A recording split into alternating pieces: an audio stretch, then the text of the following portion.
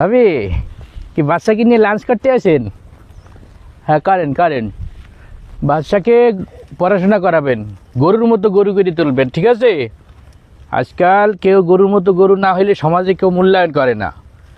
আর যদি ওকে আপনি সুশিক্ষায় শিক্ষিত করে একটা গরুর মতো গরু করে কোনো রকম খালি বর্ডারটা পার করে দিতে পারেন, দেখবেন কলকাতার দাদাবাবুরাও নিজের মাকে থুয়ে ওকে বেশি আদর করবে। তাকে মা মা বললে তার মানে আপনার গোবরও সাফ করতে হবে না, গোবরটারে কেক মনে করে খাবে আর ওর মূত্রটারে শরবত মনে করে খাইয়ে ফেলাবে। বাংলাদেশে থেকে তো আপনারা কিছু শেখলেন না, খালি গেরেস্তের বাড়ি খান, দুধ দেন, গেরেস্টে খাইয়ে ফেলায়, আর এই এমনি কুরবানির সময় জবই হয়ে যান।